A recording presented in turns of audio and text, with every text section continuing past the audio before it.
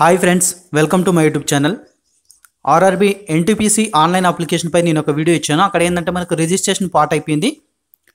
ఓకేనా? అక్కడ నుంచి మనం పేమెంట్ దగ్గరకు వచ్చేసరికి ఆగిపోవడం జరిగింది. పేమెంట్ చేసుకోండి, ఫోటో సిగ్నేచర్ అప్లోడ్ చేసుకోండి, వీలైతే నేను వీడియో పెడతానని చెప్పాను.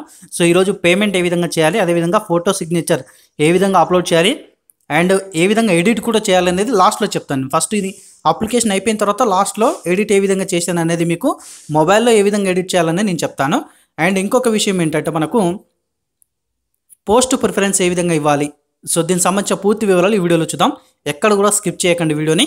సో మొట్టమొదటిగా ఆన్లైన్ అది వెబ్సైట్ అనేది ఓపెన్ చేస్తే మనం rrbsikindrabad.nic.in ఓపెన్ చేసిన తర్వాత ఎన్టీపీసీ మనకు సెలెక్ట్ చేసుకుంటే ఎన్టీపీసీ డీటెయిల్స్కి వచ్చిన తర్వాత సో ఈ విధంగా ఓపెన్ అవుతుంది. డిస్క్రిప్షన్లో డైరెక్ట్ లింక్ కూడా ఇస్తాను. ఇప్పుడు మనకు ఫస్ట్ ఎవరైతే రిజిస్ట్రేషన్ చేసుకుంటున్నారో వాళ్ళైతే న్యూ రిజిస్ట్రేషన్ మీద క్లిక్ చేయాల్సి ఉంటుంది. నాది రిజిస్ట్రేషన్ అయిపోయింది కాబట్టి ఇక్కడ ఈ option candidates login if already registered మీద నేను క్లిక్ చేస్తున్నాను. ఇది క్లిక్ చేయగానే జోన్ సెలెక్ట్ చేసుకోవాలి. మీరు ఏ జోన్లో రిజిస్టర్ అయ్యారో ఆ జోన్ సెలెక్ట్ చేసుకోవాలి. నేను సికింద్రాబాద్లో రిజిస్ట్రేషన్ అయిపోయాను, సో నేను సికింద్రాబాద్ సెలెక్ట్ చేసుకుంటున్నాను. ఇక్కడ registration number, date of birth and ఇక్కడ ఇచ్చినటువంటి క్యాప్చా ఇవి ఎంటర్ చేసి సబ్మిట్ చేయాల్సి ఉంటుంది. ఇప్పుడు నేను registration number, date of birth enter చేసి మీకు సబ్మిట్ చేసి నేను చూపిస్తాను. రిజిస్ట్రేషన్ నెంబరు అదేవిధంగా డేట్ ఆఫ్ బర్త్ ఎంటర్ చేసిన తర్వాత ఇక్కడ మనకి ఇచ్చిన క్యాప్షనే ఎంటర్ చేద్దాం. ఇప్పుడు మనం చూడండి, క్యాపిటల్ లెటర్లో ఉన్నాయి మనకు క్యాప్షన్ అనేది ఆర్ అండ్ జేవైఎక్స్టీ. సో ఈ విధంగా ఎంటర్ చేసిన తర్వాత లాగిన్ మీద క్లిక్ చేద్దాం. మనకు లాగిన్ అయిపోయిన తర్వాత ఇక్కడ రిజిస్ట్రేషన్ నెంబర్ అనేది మన రిజిస్ట్రేషన్ నెంబర్ వస్తుంది అండ్ కింద చూసుకుంటే నేమ్ వస్తుంది. మన పేరు వచ్చేసి ఈ సైడ్లో లాగౌట్ అని ఇవ్వడం జరుగుతుంది. కిందికి స్క్రోల్ చేస్తే బ్యాంక్ సెలెక్ట్ చేసుకుంటుంది, పేమెంట్ మెథడ్ సెలెక్ట్ చేసుకుంటుంది. బ్యాంక్ కానీ పోస్ట్ ఆఫీస్ కానీ సెలెక్ట్ చేసుకోమంటుంది. సో ఇక్కడ పేమెంట్ మెథడ్ దగ్గర తీసుకుంటే నేను బ్యాంక్ సెలెక్ట్ చేసుకున్నాను. బ్యాంక్ సెలెక్ట్ చేసుకున్న తర్వాత కింద పే నౌ మీద క్లిక్ చేస్తాను. సో క్లిక్ చేయగానే మనకు మీరు ఏ బ్యాంక్ నుంచి కడతారు, for example net banking SBI bank నుంచి కడతారా, లేకపోతే వేరే బ్యాంక్ నుంచి నెట్ బ్యాంకింగ్ చేస్తారా, లేదా మీరు ఏదైనా కార్డ్స్ యూజ్ చేస్తారా, స్టేట్ బ్యాంక్ డెబిట్ కార్డ్సా లేకపోతే వేరే బ్యాంకు డెబిట్ కార్డ్స్ అని ఇవ్వడం జరుగుతుంది. సో నేను వేరే బ్యాంకు డెబిట్ కార్డ్ అని క్లిక్ చేయగానే నా రిజిస్ట్రేషన్ నెంబరు, నా ప్రొఫైల్ మొత్తం ఓపెన్ అయిపోతుంది. సో ఏ విధంగా పే చేయాలనేది నేను చూపిస్తాను. ఇప్పుడు మనకు పేమెంట్ ఆప్షన్ తీసుకున్న తర్వాత బ్యాంకు సెలెక్ట్ చేసుకున్న తర్వాత, అంటే నేను డెబిట్ కార్డ్ సెలెక్ట్ చేసుకున్నాను, వేరే బ్యాంకు డెబిట్ కార్డ్ సెలెక్ట్ చేసుకున్న తర్వాత ఈ విధంగా రిఫరెన్స్ నెంబర్ వచ్చేసి అమౌంట్ 500 అనేది ఇవ్వడం జరుగుతుంది. మనం కన్ఫర్మ్ మీద క్లిక్ చేస్తే మనల్ని అమౌంట్ దగ్గర తీసుకెళ్తుంది. అది కూడా చూపిస్తాను. కన్ఫర్మ్ మీద క్లిక్ చేసిన తర్వాత మళ్ళీ చూపిస్తాను.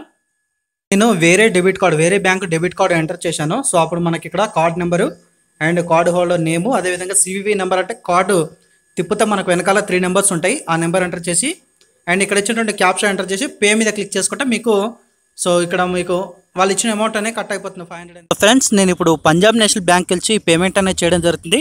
ఇక్కడ సబ్మిట్ ఉంది కానీ payment debit card details enter చేసిన తర్వాత సబ్మిట్ కొట్టేస్తే అప్పుడు మీ మొబైల్ నెంబర్కి మెసేజ్ వస్తుంది. దాని తర్వాత సో ఫ్రెండ్స్, నేనైతే పేమెంట్ చేశాను. మీరు పేమెంట్ చేసేటప్పుడు తీసుకోవాల్సిన జాగ్రత్తలు ఏంటంటే డెబిట్ కార్డ్ డీటెయిల్స్ ఎంటర్ చేసిన తర్వాత సో అన్నీ ఎంటర్ చేసిన తర్వాత సబ్మిట్ అని 2 టైమ్స్ కొట్టాల్సి ఉంటుంది. సబ్మిట్ కొట్టిన తర్వాత మీరు దేంతో వెరిఫై చేస్తారో, మొబైల్ నెంబర్తో వెరిఫై చేస్తారా అని మనకు ఇవ్వడం జరుగుతుంది. సో మొబైల్ నెంబర్ కూడా చూపించడం జరుగుతుంది. అక్కడ ఓకే చేసుకుంటే మనకు ఓటీపీ సెండ్ చేయడం జరుగుతుంది. ఓటీపీ సెండ్ చేసిన తర్వాత దాన్ని మనం అందులో ఎంటర్ చేసి సబ్మిట్ కొట్టేస్తే మనకు అంత సడన్గా అవ్వదు, కాస్త టైం పడుతుంది. టైం పట్టినంతసేపు మీరు రీఫ్రెష్ కానీ బ్యాక్ బటన్గా ప్రెస్ చేయొద్దు పేమెంట్ అయ్యేటప్పుడు. సో పేమెంట్ అయిపోయిన తర్వాత మీకు మెసేజ్ వస్తుంది, మొబైల్ నెంబర్ లింక్ ఉంటుంది కాబట్టి. అదేవిధంగా ఇది కూడా పేమెంట్ అయిపోయిన తర్వాత సో ఈ పేజ్ అనేది మనకి ఈ విధంగా ఓపెన్ అయింది. ఇక్కడ ఏంటంటే కింద ఇచ్చొచ్చండి, do you want to receive the refund to the same account or another. So మీరు సేమ్ అకౌంట్కి రీఫండ్ తీసుకుంటారా అంటే మీరు చేసిన పేమెంట్ అకౌంట్కి మీరు మరలా మనకు 400 అనేది రీఫండ్ వస్తుంది. ఓబీసీ క్యాండిడేట్స్ కానీ జనరల్కి అయితే, మిగతా వాళ్ళకైతే 250 రీఫండ్ రావడం జరుగుతుంది. సో నేను ఎస్ అని క్లిక్ చేద్దాం అనుకుంటున్నాను, ఎందుకంటే నాది అదే అకౌంట్ కాబట్టి నేను ఎస్ క్లిక్ చేస్తాను. మీరు వేరే అకౌంట్ తోటి ఒకవేళ మీ సేవ కానీ ఇంకా వేరే అకౌంట్తో కానీ మీరు పేమెంట్ చేసినట్లయితే మీరు నో క్లిక్ చేసిన తర్వాత నో క్లిక్ చేసిన తర్వాత మీరు బ్యాంక్ డీటెయిల్స్ ఎంటర్ చేయాల్సి ఉంటుంది. మీరు ఏ బ్యాంక్ అయితే పేమెంట్ తీసుకోవాలనుకుంటున్నారో ఆ బ్యాంక్ డీటెయిల్స్ ఎంటర్ చేస్తే అప్పుడు సబ్మిట్ చేస్తే సరిపోతుంది. మనకు నెక్స్ట్ స్టెప్ వచ్చేసరికి పోస్ట్ ప్రిఫరెన్స్. ఈ పోస్ట్ ప్రిఫరెన్స్ ఏ విధంగా ఇవ్వాలన్నా అని చాలామంది అడుగుతున్నారు. సో ఈ పోస్ట్ ప్రిఫరెన్స్ ఇచ్చే ముందు మీరు కాస్త ఆలోచించి ఇవ్వాల్సి ఉంటుంది.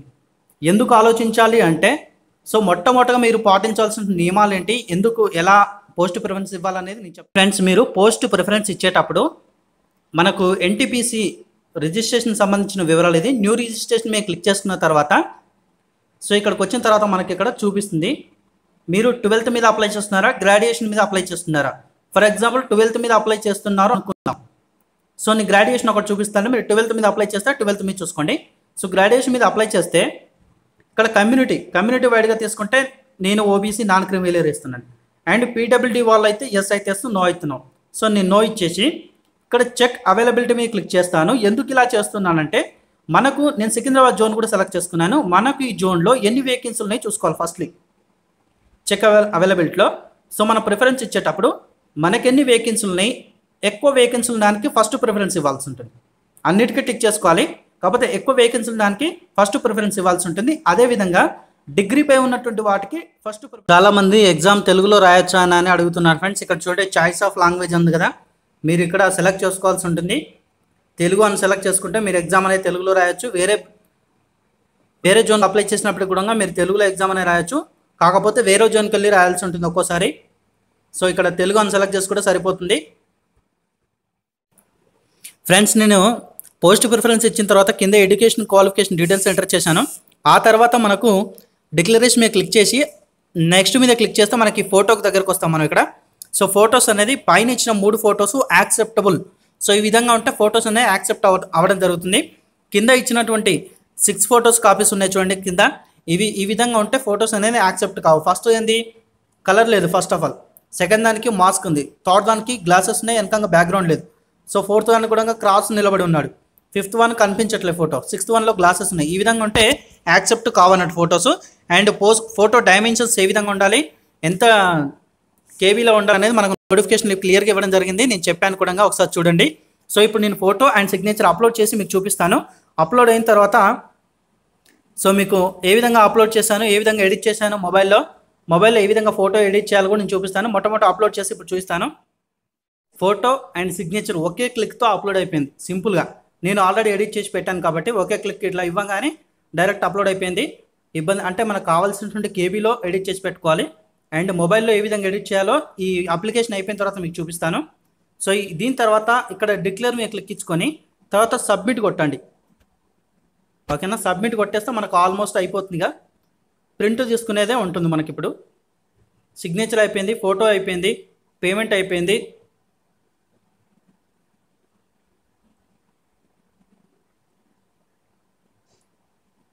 So your online application to on RRB అని మనకు మెసేజ్ కూడా రావడం జరిగింది.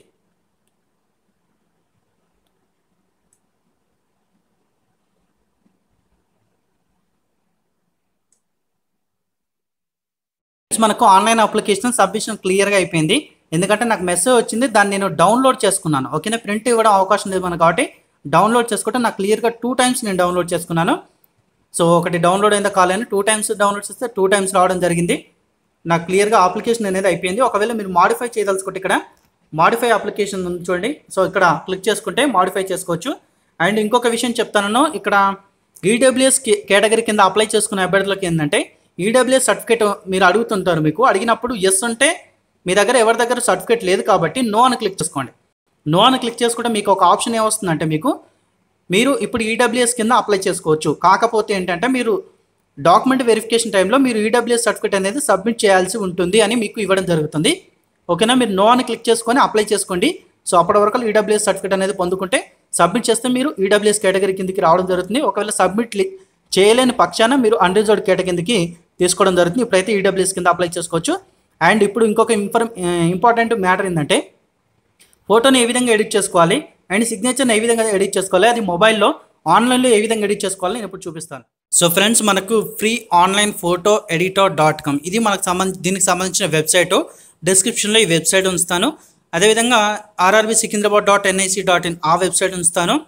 సో ఇప్పుడు మనం దీని విషయానికి వస్తే మనం ఇక్కడ మొట్టమొదటి బ్రౌజర్ ఆప్షన్ చూడండి, అక్కడ మనం ఒక ఇమేజ్ అనేది తీసుకోవాల్సి ఉంటుంది. సో ఇక్కడ నేను ఇమేజ్ తీసుకుంటున్నాను బ్రౌజ్ కిందకి. సో ఈ విధంగా మనకు సెర్చ్ అవుతుంది, బ్రౌజ్ అవుతుంది ఇమేజ్.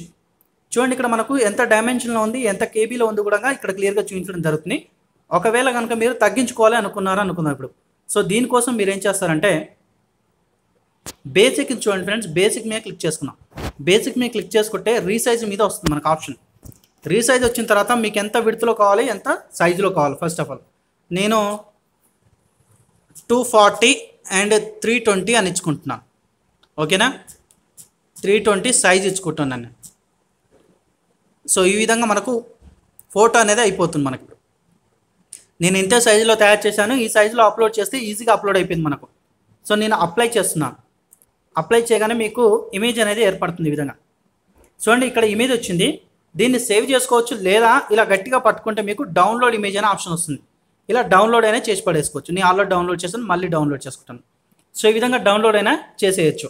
అండ్ ఇంకొక విషయం, మీరు ఇప్పుడు సిగ్నేచర్ని తీసుకోవాలి. ఇప్పుడు మనం సిగ్నేచర్ తీసుకుందాం.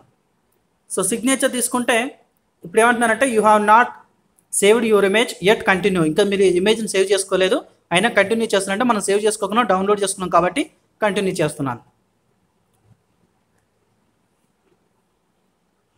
సో ఈ విధంగా సెర్చ్ అవుతుంది. ఆ తర్వాత మనకు సిగ్నేచర్ ఇమేజ్ అనేది రావడం జరుగుతుంది. దాన్ని ఎడిట్ చేద్దాం మనం ఇప్పుడు. దాన్ని మనకు ఎంతలో కావాలి? 10 KB కావాలి, 10 to 20 KB.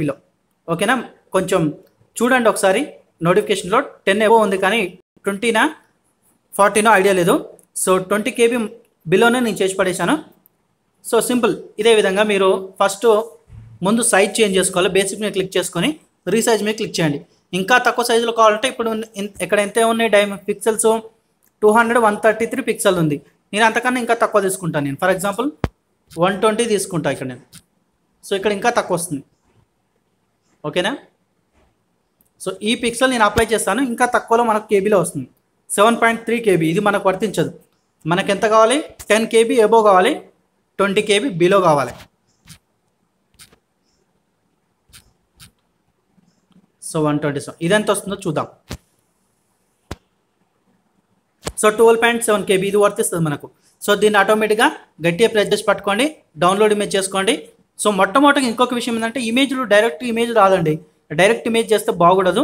స్కానర్ ద్వారా స్కాన్ చేయాల్సి ఉంటుంది. స్కానర్ యాప్ ఒకటి ప్లేస్టోర్కి వెళ్ళి తీసుకోండి. స్కానర్ ద్వారా స్కాన్ చేసి ఆ ఇమేజెస్ని ఇక్కడ తీసుకొచ్చి చేస్తే బాగుంటుంది. మనం స్కాన్ చేసి అప్లోడ్ చేయాలి కాబట్టి మొబైల్ ద్వారా స్కాన్ చేసి ఆ తర్వాత ఇక్కడ మనం ఎడిట్ చేసుకొని దాన్ని అప్లోడ్ చేస్తే ఒక్కటే క్లిక్లో డైరెక్ట్ అప్లోడ్ అయిపోతుంది, ఎటువంటి ఇబ్బంది ఇవ్వకుండా మనకు. ఓకే ఫ్రెండ్స్, ఇది ఈ వీడియోకి సంబంధించిన ఇన్ఫర్మేషన్. మీకు ఈ వీడియో కనుక నచ్చితే వీడియోని లైక్ చేయండి, అలాగే తప్పకుండా వీడియోని షేర్ చేయండి. Thanks for watching.